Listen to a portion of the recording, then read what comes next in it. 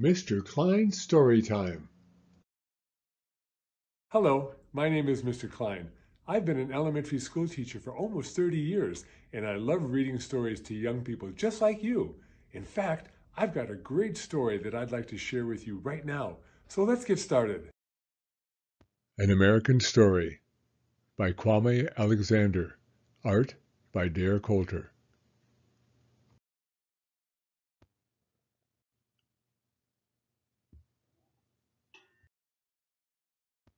This is for the ones who want to speak the truth, the ones doing the hard and sacred work of nurturing young minds into beautiful human beings, the teachers. An American Story. How do you tell a story that starts in Africa and ends in horror? An unbelievable story about evil plans and big guns hiding in the night, waiting. While the girls and the boys finish chores, play games, listen to old tales of trickster spiders and talking drums, waiting. For the women to sing everyone to sleep, for the men to dream of tomorrow, waiting. To steal them away from their lives and sell them in America. But you can't sell people. How do you tell a story about slavery? About sly men from cold places scheming and laughing on tall ships, while people shackled below, crammed in small hot spaces, cry and sometimes die. A story of struggle and sacrifice about bold men and women jumping into the sea, into the jaws of sharks because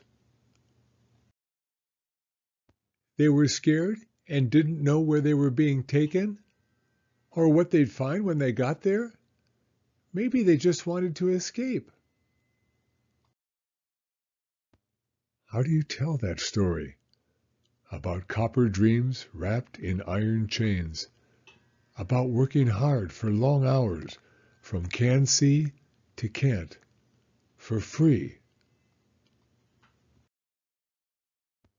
About picking cotton and growing sugar under the burning sun, while blonde-haired boys and girls ate their candy and played tag before school in their woolen breeches and cotton gowns. And no reading aloud, and no reading aloud. About planting corn and threshing rice and curing tobacco and harvesting coffee and cooking and cleaning and building for free. Why weren't they paid? That's not fair. How do you tell a story about strength and pride and refusing to be broken? And refusing to stop smiling and loving? And each night gathering the children by the fire to hear tales of Moses and trickster rabbits and missing home and missing home. That's sad. Really, really sad, Miss Simmons. How do you tell that story and not want to weep for the world? A story about mothers fleeing in the wind, wading in the water, conducting freedom. About fathers fighting back, stealing away, chasing liberty. About some being caught by the searing lash of night riders, and others riding the night by the light of the North Star. About little girls waking up in the middle of the night to their tormented mothers pleading, "Please don't take my boy from me." about families torn apart, sold like cattle. I don't think I can continue. It's just too painful. I shouldn't have read this to you. I'm so sorry, children. But don't you tell us to always speak the truth, Miss Simmons, even when it's hard? When I've done something bad, my dad always says, you can't change the past, but you can do better in the future. Whenever I'm sad, my grandma sings me her favorite poem. We've suffered, been battered, our lives have been scattered, but we're still here, and that's all that matters. We're still here.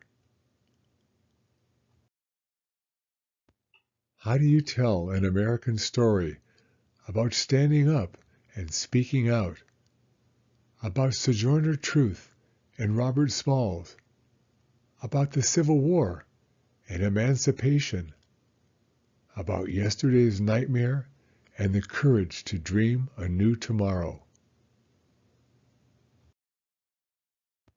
How do you tell a story this hard to hear, one that hurts and still loves? You do it by being brave enough to lift your voice, by holding history in one hand and clenching hope in the other. The end. Please see the following page for important information from the author and illustrator.